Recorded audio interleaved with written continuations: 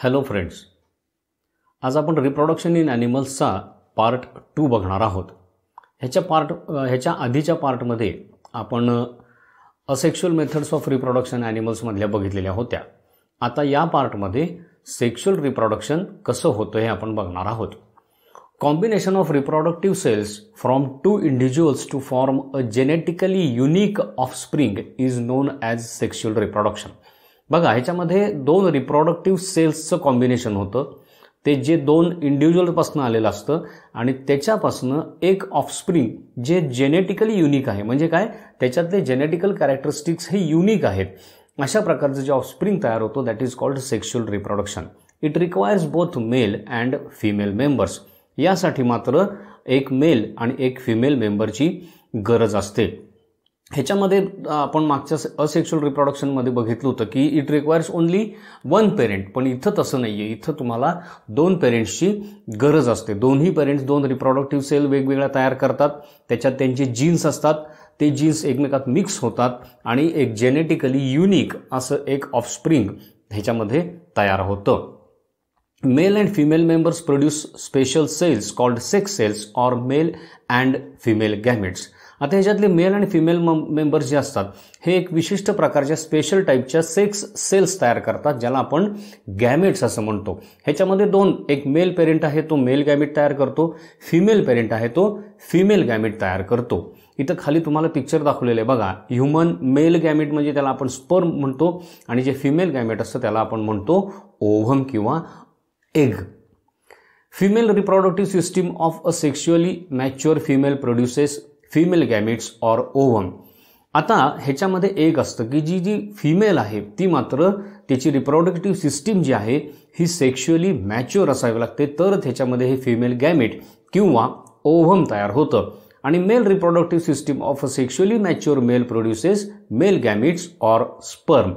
म्हणजे ह्युमन्समध्ये फिमेल जी आहे ती ओव्हम तयार करते किंवा फिमेल गॅमेट तयार करते आणि मेल्स जे आहेत ते मेल गॅमेट्स किंवा त्याला दुसरं नाव काय आहे, स्पर्म्स.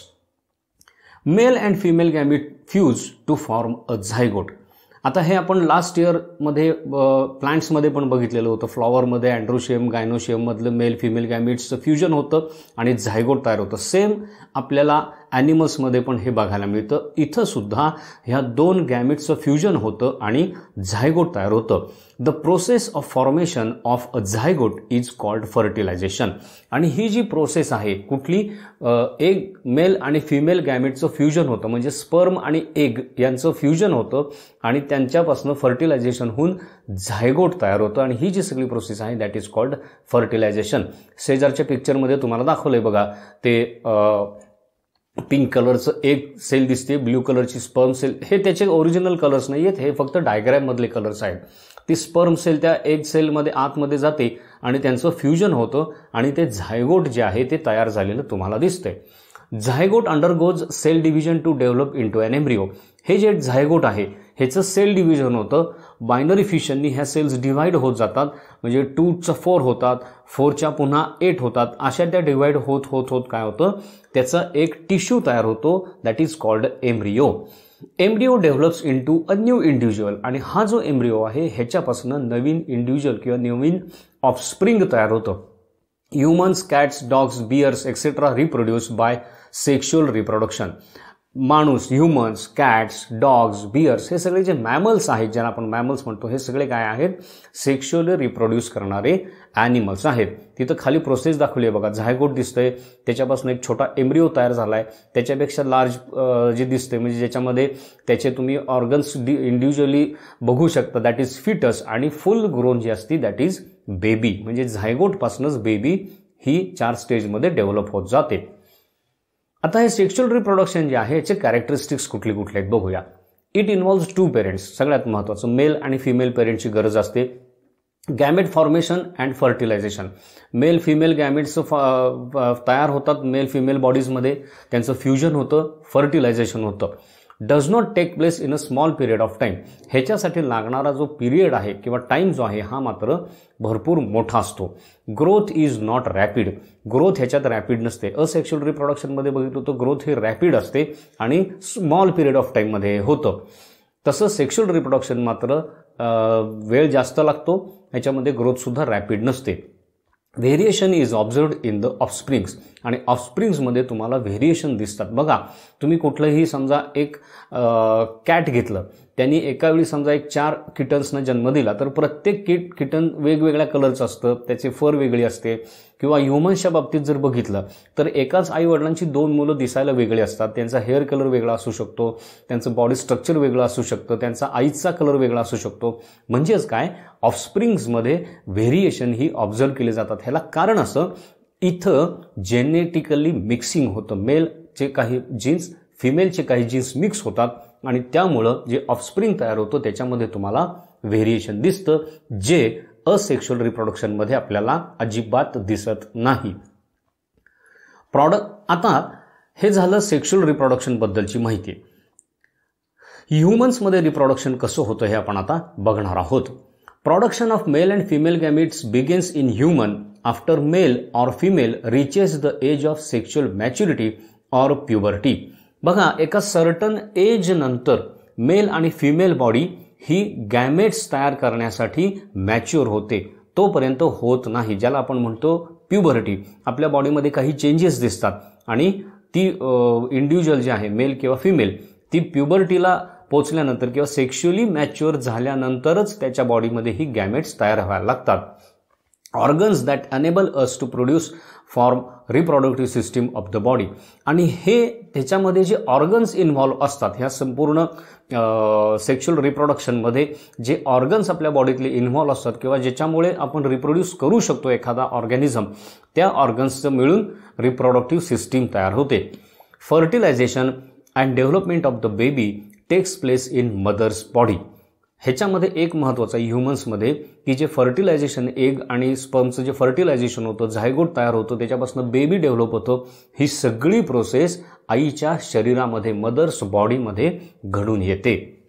आता ह्याच्यातलं पहिलं आपण बघूया, that is male reproductive system. Male reproductive सिस्टीमचे मेन पार्ट्स कुठले कुठले आहेत? टेस्टिस, एपिडायडॅमस, स्पर्म डक्ट आणि युरेथ्रा. त्या डायग्राममध्ये तुम्हाला हे सगळे पार्ट तिथं दाखवलेले आहेत. बघा, खालच्या बाजूला टेस्टिस दिसत आहेत, त्या एका सॅकमध्ये कव्हर केलेले असतात, दॅट इज कॉल्ड स्क्रॉटम. त्याच्यानंतर मध्ये पेनिस दिसते, वरच्या बाजूला पेनिसचं युरेथ्रा दिसतंय, त्याच्यानंतर त्याच्या आणखीन वरती तुम्ही बघितलं तर वासा डेफरन्स दिसतंय, आपलं युरिनरी ब्लॅडर दिसतंय आणि युरेटर. म्हणजे हे सगळे पार्ट्स मिळून मेल रिप्रोडक्टिव्ह सिस्टीम ही तयार झालेली असते. कुठले कुठले पार्ट आहेत? टेस्टिस, एपिडायडॅमस, स्पर्म डक्ट आणि युरेथ्रा. आता एक एक पार्ट आपण ह्याच्यातला बघूया. पहिला आहे तो म्हणजे testis. Mail reproductive system includes a pair of testis which produces sperms. Male reproductive सिस्टीममध्ये 2 टेस्टिस असतात, पेअर ऑफ टेस्टिस, आणि ज्याच्यामध्ये स्पर्म्स तयार होतात. It is located within a sac called scrotum. ह्या टेस्टिस ज्या असतात ह्याच्यावरती एक लेदरची किंवा स्किनची सॅक असते, ज्याच्यामध्ये ह्या प्रोटेक्ट केलेल्या असतात, आणि त्या सॅकला म्हटलं जातं scrotum. It is present just outside abdominal cavity. ह्या टेस्टिस ज्या असतात ह्या मात्र आपल्या ॲब्डॉमिनल कॅव्हिटीच्या आतल्या बाजूला नसतात. बाकीचे सगळे रिप्रोडक्टिव्ह पार्ट जे आहेत हे ॲब्डॉमिनल कॅव्हिटीमध्ये असतात. फक्त पेनिस आणि ही जी स्क्रॉटम आहे किंवा ह्या टेस्टिस आहेत ह्या ॲब्डॉमिनल कॅव्हिटीच्या बाहेरच्या बाजूला असतात. Scrotum maintains temperature of testis slightly lower than that of the body, that is 2 to 3 degree lower. आपल्या बॉडीचं नॉर्मल टेम्परेचर जे असतं ते 37 डिग्री सेल्सिअस टेम्परेचर असतं. त्याच्यापेक्षा 2 ते 3 डिग्री हे टेम्परेचर टेस्टिसचं कमी असतं, लोअर असतं. ह्याच्यामुळं स्पर्म प्रोडक्शनला त्याच्यामध्ये चालना चांगल्या प्रकारे मिळते. म्हणजे स्क्रोटमचं मेन फंक्शन काय आहे तर टेस्टिसचं प्रोटेक्शन करणं, आणि दुसरं म्हणजे बॉडी टेम्परेचरपेक्षा टेस्टिसचं टेम्परेचर 2 to 3 डिग्री हे लोअर ठेवणं. Lower temperature is necessary for production of millions of sperms. Sperms जे आहेत हे मिलियन्समध्ये तयार होतात, कारण प्रत्येक स्पर्म हा त्या 1 पर्यंत पोहोचेलच ह्याची गॅरंटी नसते. त्यामुळे हे मिलियन्स ऑफ स्पर्म्स तयार केले जातात आणि ह्याच्यासाठी लोअर टेम्परेचरची गरज असते. That is why testis are located outside the body. हे लक्षात ठेवा, कारण हे रिझनसाठी तुम्हाला येऊ शकतं. Sperms are very small in size and is single cell. Sperm जे असतात हे मायक्रोस्कोपिक असतात, डोळ्याला दिसत नाहीत, आणि सिंगल सेल्ड स्पर्म्स असतात. म्हणजे त्याच्यात खाली जी पिक्चर दिसते बघा, हेड जे आहे that is a single cell, नंतर मिडल पीस असतो आणि नंतर मग त्याला टेल असते. It has 3 parts, a head, a middle piece and a tail. Tail enables it to move quickly towards female gametes or egg. ज्यावेळी हे एग फिमेल बॉडीमध्ये रिलीज केले जातात, ओव्हम जे असतं ते आतल्या बाजूला असतं, तिथपर्यंत पोहोचण्यासाठी त्यांना मूव्हमेंट करावी लागते आणि ह्या मूव्हमेंटसाठी या स्पर्म्सना टेलची गरज असते. म्हणून तुम्हाला त्या स्पर्म्सना टेल दिसते. आणि पुढच्या बाजूला जे आहे ज्याच्यामध्ये ॲक्च्युली मेल गॅमेट असतं, that is a single cell organ and that is called head. आता ह्याच्यानंतर दुसरा पार्ट आहे दॅट इज एपिडायडॅमस. एपिडायडॅमस म्हणजे काय ते बघूया. पिक्चरमध्ये रेड त्याचं मार्किंग करून तुम्हाला एपिडायडॅमस दाखवलेलं आहे बघा. Long tightly coiled tube rests on backside of testicles. ज्या टेस्टीज असतात त्याच्या वरच्या बाजूला लांबच्या लांब अशी टाईटली कॉईल केलेली एक ट्यूब असते. जसं आपलं इंटेस्टाईन पोटामध्ये कॉईल करून बसवलेलं असतं, तसं हे जे एपिडायडॅमस आहेत ह्या लॉंग ट्यूब असतात, फक्त त्या कॉईल करून टेस्टीजच्या वरच्या बाजूला थोड्याशा मागच्या बाजूला त्या प्रेझेंट असतात. It transports and stores sperms produced. टेस्टीजमध्ये जे स्पर्म्स तयार होतात हे ट्रान्सपोर्ट करण्याचं आणि स्टोअर करण्याचं काम हे एपिडायडॅमस करत असतं. The sperms produced move first into the epididymis. टेस्टीजमध्ये जे स्पर्म तयार होतात हे पहिल्यांदा कुठं स्टोअर केले जातात, तर ते एपिडायडॅमसमध्ये स्टोअर केले जातात. It brings the sperm to maturity. Since sperms emerge from the testes immature and incapable of fertilization. आता बघा, टेस्टीजमध्ये जे स्पर्म तयार होतात हे इमॅच्युअर असतात, बेबी स्पर्म आपण म्हणू शकतो, आणि they are incapable of fertilization, म्हणजे ते फर्टिलायझेशन करू शकत नाहीत. तर त्यांचं मॅच्युरिटी कुठं होते, तर ही या एपिडायडॅमसमध्ये त्याला मॅच्युरिटी येते आणि sperm becomes capable of fertilization. Sperms mature here and then move to the sperm ducts or vasa डेफरन्स.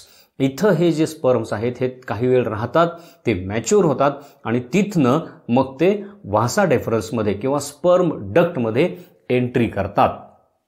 आता हे स्पर्म डक्ट किंवा वासा डेफरन्स म्हणजे काय? A narrow duct which helps to transport sperms from testes to urethra in the penis are also called vas deferens. हे इथं तुम्हाला दिसतंय बघा पिक्चरमध्ये, रेड कलरनी ते मार्क केलेलं आहे वास डेफरन्समध्ये. ह्या काय आहेत? They are simple ducts, narrow ducts आहेत. त्या काय करतात? एपिडायडॅमसपासनं ते जे स्पर्म्स, मॅच्युअर झालेले स्पर्म्स आहेत ते आपल्या पेनिस, त्या फिमेलच्या युरेथ्रामध्ये किंवा पेनिसमध्ये आणायचं काम हे वास डेफरन्स करत असतात. Fluids secreted inside this duct by several glands mix with sperms to form a fluid called semen. आता ह्या वास डिफरन्समध्ये अनेक ग्लँड्समधनं वेगवेगळ्या प्रकारची फ्लुइड्स ही सिक्रेट होत असतात. त्याच्यामध्ये हे स्पर्म मिक्स होतात. हे कशासाठी केलं जातं? तर त्यांच्या मोबिलिटीसाठी, त्यांची मोबिलिटी इन्क्रीज होण्यासाठी. कारण ते मोबाईल असावे लागतात, त्यांना एकपर्यंत आतमध्ये पोचायचं असतं. That is Y they need fluid medium. म्हणजे हे फ्लुइड मीडियम आहे, हे वास डेफरन्समध्ये तयार होतं आणि मग स्पर्म्स आणि हे फ्लुइड ह्यांचं जे मिक्सचर आहे दॅट इज कॉल्ड सीमेन. It increases mobility of the sperm. म्हणजे सीमेनमध्ये जे फ्लुइड असतं त्याचं काम काय आहे, तर स्पर्मची मोबिलिटी इन्क्रीज करणं, एवढंच त्याचं काम असतं. त्याच्यानंतरचा पार्ट आहे that is called urethra. Part of both urinary track and reproductive system. आता हे युरेथ्रा जे आहे ह्याच्यामध्ये 2 फंक्शन्स केले जातात. हा रिप्रोडक्टिव्ह सिस्टीमचा पण पार्ट आहे, तसंच आपल्या एक्सक्रिटरी किंवा युरिनरी ट्रॅकचा पण पार्ट आहे. म्हणजे ह्याच्यातनंच सिमेन पण पास होतं आणि युरिन पण पास होतं. It carries urine from bladder to outside the body and also ejaculates semen. दोन्ही कामं केली जातात. युरिन बॉडीतनं बाहेर टाकलं जातं ह्या युरेथ्रामधनंच, तसंच सिमेन सुद्धा फिमेल बॉडीमध्ये इजॅक्युलेट केलं जातं, ते पण या युरेथ्रामधनंच. It passes through penis and opens at the tip of penis. तिथं पिक्चरमध्ये तुम्हाला दिसते बघा, त्या पेनिसच्या सेंटरहून ती युरेथ्रा पास झालेली आहे आणि पेनिसच्या टीपला त्याचं ओपनिंग आहे. हे झालं मेल रिप्रोडक्टिव्ह सिस्टीममधले हे सगळे पार्ट्स लक्षात ठेवा. ही डायग्रॅम लक्षात ठेवा. मे बी डायग्रॅम तुम्हाला ड्रॉ करायला येऊ शकते किंवा रेडीमेड तुम्हाला डायग्रॅम दिली जाईल, त्याच्यामध्ये तुम्हाला पार्ट्सला लेबलिंग करायला येऊ शकतं. प्रत्येक पार्टचं फंक्शन काय आहे, तो कुठे असतो, हे व्यवस्थित लक्षात ठेवा. It is very important. आता पुढचा पार्ट आहे that is female reproductive system. It is involved in process of pregnancy and birth. आता मेजर जी काही प्रोसेस जी होते, फर्टिलायझेशन असेल, एम्ब्रिओ डेव्हलपमेंट असेल, झायगोट डेव्हलपमेंट असेल, बेबी डेव्हलपमेंट असेल, ही सगळी प्रोसेस काय होते, फिमेल रिप्रोडक्टिव्ह सिस्टीममध्ये होते. मेल रिप्रोडक्टिव्ह सिस्टीममध्ये काय, फक्त स्पर्म्स तयार करणे, मेल गॅमिट्स तयार करणे आणि ती गॅमिट्स फिमेल बॉडीमध्ये इजॅक्युलेट करणं, हे एवढंच काम फक्त मेल रिप्रोडक्टिव्ह सिस्टीम करते. तिथनं पुढचा सगळे जी काही फंक्शन्स आहेत किंवा जी काही प्रोसेस आहे ही ह्या फिमेल रिप्रोडक्टिव्ह सिस्टीममध्ये होत असते. Zygote formed by process of fertilization develops and matures in female reproductive tract. जे झायगोट तयार होतं आफ्टर फर्टिलायझेशन, त्याची डेव्हलपमेंट होते, त्याच्यापासून एम्ब्रिओ तयार होतो, त्याच्यापासून बेबी तयार होते, ही सगळी प्रोसेस जी आहे ही या फिमेल रिप्रोडक्टिव्ह सिस्टीममध्ये कॅरी केली जाते. पार्ट्स कुठले कुठले इन्व्हॉल्ड आहेत, ओव्हरीज आहेत, ओव्हिडक्ट्स आहेत आणि युटेरस आहे. शेजारच्या डायग्राममध्ये तुम्हाला सगळे पार्ट दिसत आहेत बघा. वरती युटेरस दिसतंय, दोन्ही साईडला 2 ग्लोबस ओव्हरीज दिसत आहेत, फेलोपाईन ट्यूब दिसते, त्याच्यानंतर एंडोमेट्रियम दिसतंय, सर्व्हिक्स आणि खाली वजायना दिसते. हा सगळं मिळून काय आहे, फिमेल रिप्रोडक्टिव्ह सिस्टीम आहे. आता ह्याच्यातला पहिला पार्ट आहे that is ovaries. There are pair of ovaries present in the lower abdomen. Lower abdominal फिमेलचा जो पार्ट असतो त्याच्यामध्ये 2 ओव्हरीज किंवा ओव्हरीजची पेअर, लेफ्ट साईड आणि राईट साईड अशा 2 ओव्हरीज आपल्याला प्रेझेंट दिसतात. 2 small oval shaped organs produce female gametes called ova or eggs. ह्या ज्या ओव्हरी असतात ह्याच्यामध्ये फिमेल गॅमेट, ज्याला आपण ओव्हा किंवा एग्ज म्हणतो, ही प्रोड्यूस केली जातात. पिक्चरमध्ये तुम्हाला रेड मार्कनी त्या ओव्हरीज दाखवलेल्या आहेत. Female reaches sexual maturity or puberty. Single mature ovum released every month from one of the ovaries and this process is called ovulation. ज्यावेळी ती फिमेल बॉडी सेक्शुअली मॅच्युअर होते, प्युबर्टीला पोचते, त्यावेळी एक सिंगल मॅच्युअर ओव्हम दर महिन्याला एका ओव्हरीमधनं रिलीज केलं जातं. दोन्ही ovary at a time release करत नाहीत. जर नॅचरल प्रोसेस असेल, हेल्दी बॉडी असेल, तर ह्या एका ओव्हरीमधनं एकच ओव्हम किंवा एग फक्त रिलीज केलं जातं आणि ह्या प्रोसेसला म्हटलं जातं ओव्युलेशन. खाली थोडीशी ती प्रोसेस तुम्हाला त्या पिक्चरमध्ये दाखवलेली आहे बघा. ते ओव्हम तयार झालेलं दिसतंय. प्रत्येक स्टेजमध्ये त्याची डेव्हलपमेंट कशी होत गेलेली आहे तुम्हाला एवढं डिटेल नाही आहे, जस्ट रेफरन्ससाठी ही डायग्राम बघून ठेवा. आता त्याच्या पुढचं आहे दॅट इज फेलोपियन ट्यूब्स. ह्या फेलोपियन ट्यूब्स काय असतात, pair of oviducts or fallopian tubes extends from the age of each ovary to the uterus. ओव्हरीपासनं युटेरस पर्यंत जी ट्यूब गेलेली असते that is called oviducts or fallopian tube. ओव्हिडक्ट्सवरूनच तुम्हाला लक्षात येईल यांचं काम काय आहे, तर जे ओव्हरीमध्ये जे ओव्हम तयार झालेलं आहे किंवा एग तयार झालेलं आहे ते काय करायचं, ट्रान्सफर करायचं युटेरसमध्ये. The end of each fallopian tube is funnel shaped. आणि त्याचा जर तोंडाला ओव्हरीच्या जवळ जर तुम्ही त्याचा शेप बघितला तर तो फनेल शेप्ड आहे आणि नंतर त्याच्यापासून ती ट्यूब एक्सटेंड होऊन युटेरसपर्यंत पोचलेली आहे. The ovum or egg is released by the ovary into the fallopian tube. इथं पिक्चरमध्ये दिसतंय बघा, त्या ओव्हरीमध्ये ते एग तयार होतं किंवा ओव्हम तयार होतं आणि तिथनं ते त्या फनेलमधनं त्या फेलोपियन ट्यूबमध्ये रिलीज केलं जातं. Fertilization of the ovum by the sperm takes place in the fallopian tube. Actual fertilization कुठं होतं, तर हे या फेलोपियन ट्यूबमध्ये होतं. म्हणजे बघा, स्पर्म ज्यावेळी व्हजायनामधनं एंटर होतो त्यावेळी त्याला पूर्ण त्या युटेरसमधनं फेलोपियन ट्यूबमधनं ट्रान्सफर होत होत होत त्याला त्या फनेल शेप्ड जे नेक आहे फेलोपियन ट्यूबचं तिथपर्यंत पोचायला लागतं, because that is the site of fertilization and that is why sperms have a tail to move this long path. आता लक्षात आलं तुम्हाला स्पर्मला टेल का असते ती. तिथं फेलोपियन ट्यूबमध्ये फर्टिलायझेशनची साईट दाखवलेली आहे बघा, ओव्ह्युलेशन झालेलं दाखवलंय. तिथं जो फनेल शेप पोर्शन आहे त्याच्यात ते ओव्हम गेले, तिकडनं स्पर्म्स आलेले आहेत. तिथं त्याचं एक स्पर्म त्या ओव्हम बरोबर फर्टिलाइज होतो, झायगोट तयार होतो आणि मग पुढची सगळी प्रोसेस कॅरी आउट केली जाते. त्याच्यानंतर पार्ट आहे that is zygote to embryo. If ovum is fertilized by sperm a zygote is form. सगळ्यात महत्त्वाचं आहे, जोपर्यंत ओव्हमचं आणि एक स्पर्मचं फर्टिलायझेशन होत नाही तोपर्यंत झायगोट तयार होत नाही. This zygote develops into an embryo हेच जे झायगोट आहे पहिल्या पार्टमध्ये मी सांगितलं होतं, ह्याच्यातच सेल डिव्हिजन होते आणि एम्ब्रिओ तयार होतो. एम्ब्रिओ म्हणजे काय? It is just a mass of cells किंवा इट्स अ टिश्यू बंडल. त्याला कुठल्याही प्रकारचा ऑर्गन डिस्टिंक्ट तुम्हाला दिसत नाही. The embryo develops into a baby inside the uterus of the mother. मग हळूहळू काय होतं, over the period of time ह्या एम्ब्रिओची जशी सेल डिव्हिजननी ग्रोथ होत जाईल तसं तसं त्याला डिस्टिंक्ट ऑर्गन, लिम्स दिसायला लागतात, हेड सेपरेट दिसायला लागतं, आईज दिसायला लागतात, नोज दिसायला लागतं आणि that is we call baby. ती प्रोसेस सुद्धा खाली तुम्हाला स्लाइडमध्ये दाखवलेली आहे. आता हे झालं अप टू एम्ब्रिओ, म्हणजे फिमेल रिप्रोडक्टिव्ह सिस्टीममध्ये एम्ब्रिओ डेव्हलपमेंटपर्यंत किंवा बेबी डेव्हलपमेंटपर्यंत कशा कशा स्टेजेस फिमेल रिप्रोडक्टिव्ह सिस्टीममध्ये होतात हे बघितलं. त्याचा पुढचा पार्ट आहे सगळ्यात महत्त्वाचा, दॅट इज कॉल्ड मेन्स्ट्रुएशन. तो काय आहे ते बघूया. If the egg or ovum is not fertilized, it is discharged from the body along with blood and the lining of the uterine wall by a process known as menstruation. He eggs तयार होतात पण दरवेळी sperms तिथं पोचतीलच असं नाही. लक्षात येते, जर स्पर्म पोचले तरच फर्टिलायझेशन होणार. मग जर हे ओव्हम किंवा हे एग जे आहे हे अनफर्टिलाइज्ड राहिलं, जर त्याला स्पर्म भेटला नाही, झायगोट तयार झालं नाही, then it becomes unwanted part in that female body. त्याचा काहीही फिमेल बॉडीला उपयोग नसतो. अशा वेळी फिमेल बॉडी काय करते, काही दिवसानंतर जर एग प्रोड्यूस झाल्यानंतर it waits for some time, त्याच्यानंतर जर फर्टिलायझेशन झालं नाही तर हे एग किंवा ओव्हम हे बॉडीतनं बाहेर टाकून दिलं जातं. त्याचवेळी ब्लड आणि जे युटेराइन आहे त्याची थोडेसं लाइनिंग किंवा त्याची वॉल जी आहे ती पण त्याच्याबरोबर बॉडीतनं बाहेर टाकून दिली जाते आणि ही जी प्रोसेस आहे ह्याला म्हणलं जातं मेन्स्ट्रुएशन. साईडच्या डायग्राममध्ये तुम्हाला ते दाखवलेलं आहे बघा, की ते एग तयार झाले, एग नॉन युटिलाइज्ड राहिलेलं आहे, त्यामुळे ते मॅच्युअर झालेलं नाही, झायगोट झालेलं नाही आहे. तिथनं ते युटेरसमध्ये आलं, युटेरसचं लाइनिंग आणि ब्लड ह्याच्या थ्रू ते बॉडीतनं बाहेर टाकून दिलं. दिस इज कॉल्ड मेन्स्ट्रुएशन. लक्षात आलं. आणि हे एव्हरी मंथ होतं, कारण दर महिन्याला एक ओव्हम ह्या बॉडीमध्ये तयार केलं जातं.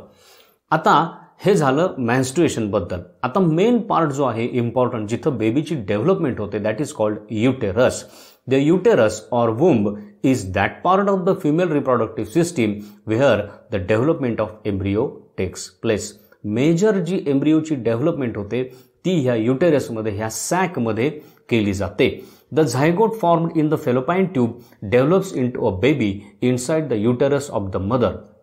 जे झायगोट तयार होतं, हे झायगोट काय होतं, त्या फेलोपियन ट्यूबमधनं युटेरसमध्ये येतं, तिथं ते त्या वॉलला अटॅच होतं आणि नंतर त्याच्यापासून मग एम्ब्रिओ किंवा त्या एम्ब्रिओपासून बेबी, ह्या सगळ्या प्रोसेस कुठं होतात, ह्या युटेरसमध्ये होतात. साईडच्या डायग्राममध्ये दाखवलंय बघा. फेलोपियन ट्यूबमध्ये फर्टिलायझेशन झालं, तिथनं 2 cell zygote, 4 cell zygote, 8 cell zygote तयार झालं आणि ते काय झालं, तिथनं स्लोली सरकत ते आलं युटेरसमध्ये. तिथं आल्यानंतर ते युटेरसच्या एंडोमेरिडियम जे आतला लेअर आहे त्याला अटॅच झालं आणि तिथं त्याचं एम्ब्रिओ डेव्हलपमेंट झाली आणि हळूहळू तो एम्ब्रिओ मग काय होतो, बेबीमध्ये डेव्हलप होतो. हे युटेरसचं मेन फंक्शन आहे. आता हे सगळं झालं मेल आणि फिमेल रिप्रोडक्टिव्ह सिस्टीमबद्दल.